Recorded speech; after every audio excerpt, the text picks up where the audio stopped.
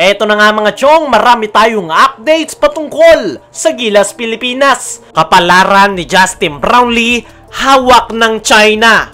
Chris Macaulay na ba ang next naturalized player ng Gilas Pilipinas? Ngayon yan na naharap sa matinding issue itong si Justin Brownlee matapos ang kanyang doping issue at possible na masuspend ng 2 taon ay nagpaparamdam nga itong former SMB import na si Chris Macaulay sa Samahang Basketball ng Pilipinas para maging naturalized player ng ating national team.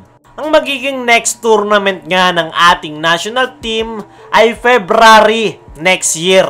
At kung matutuluyan nga si Justin Brownlee na masuspinde, ay hindi nga ito makakapaglaro sa FIBA Asia at upcoming Olympic qualifying tournament. Hindi nga rin available itong si Jordan Clarkson dahil ongoing ang NBA. Si Angelo Kwame naman ay kasalukuyan ng nasa Europe.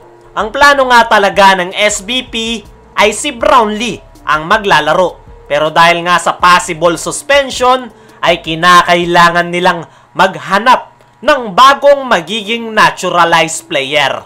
At ito na nga ang matagal na pagkakataon na inaantay ni Chris Macaulay para mai-represent ang ating national team. Very active nga itong si Chris Macaulay sa kanyang social media account kung saan nag-tweet pa ito na chance lang daw ang kailangan niya at nakatag pa ang SBP.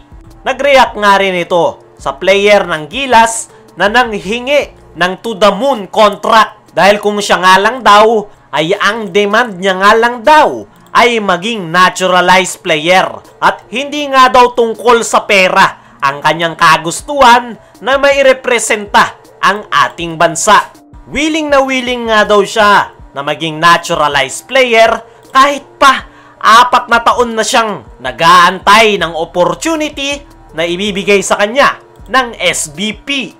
Para sa akin mga chong, ay sakaling hindi talaga makapaglaro si Justin Brownlee sa mga next tournament na sasalihan ng Gilas Pilipinas, ay mas magandang ito nang si Chris Macaulay ang maging naturalized player ng ating national team.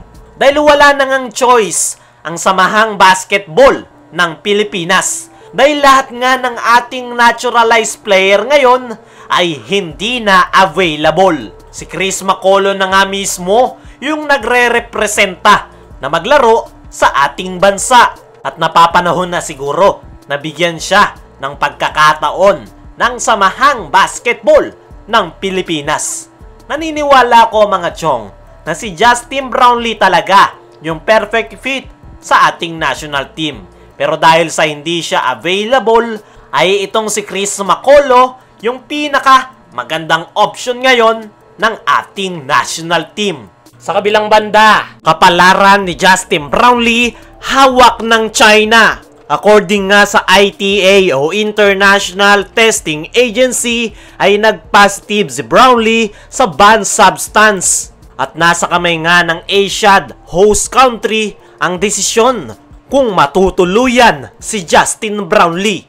Pumutok nga ang balitang yan noong nagsiselebrate ang Filipino basketball fans matapos matuldukan ng Gilas Pilipinas ang 61-year gold medal drought ng ating national team sa Asian Games. Pero naputol nga yung kasiyahan ng Gilas Pilipinas fans matapos mag-positive ni Justin Brownlee. At ang pinaka nakakatakot nga dito mga chong ay nasa kamay ng Asian host country na China ang proseso at magiging kapalaran ni Justin Brownlee kung makakapaglaro pa nga ba ito o tuluyan masususpinde. At ngayon yan mainit ang China at Pilipinas sa court ruling, lalong-lalo na sa West Philippine Sea.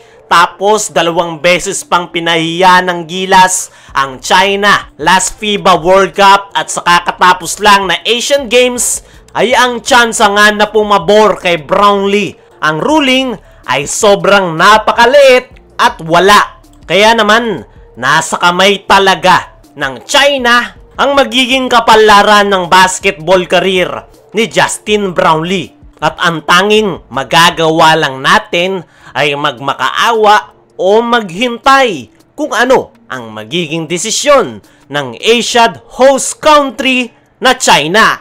Para sa akin mga chong, ay napaka-unfair niyan para kay Justin Brownlee dahil hindi naman siya gumamit ng performance enhancing drug. Posibleng may nahalo lang talaga na cannabis sa kanyang medication na naging dahilan kung bakit siya nag-positive sa ginawang doping test. Eto, real talk mga chong, ay sakaling masuspinde talaga itong si Justin Brownlee, ay dito na nga maiipit ang ITA o International Testing Agency dahil maraming ang player from US ang nagpa-positive. Pero hindi naman nasususpinde yung mga players. Ibig sabihin nga lang yan mga chong, ay may pinipili sila kung sino lang yung gusto nilang isuspinde. Panigurado naman na kayang makalusot nitong si Justin Brownlee at hindi masuspinde.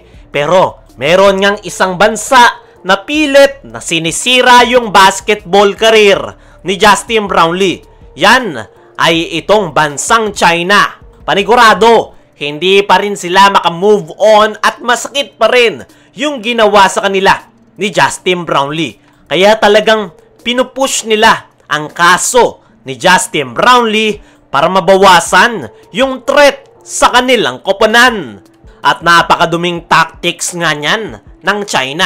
At hindi na nga bago yan dahil lahat ng dirty tactics ay ginagawa ng China para lang manalo. At ngayon nga na nasa kamay na ng China ang desisyon kung matutuluyan si Justin Brownlee, ay hindi na ako magugulat kung talagang masususpinde ang ating naturalized player. Dahil napakatuso nga ng China, gagawin nga nila ang kanilang makakaya para umangat muli ang kanilang bansa. Pero tingnan na lang natin kung magagawa bang makalusot nitong si Justin Brownlee sa isyong kanyang kinakaharap.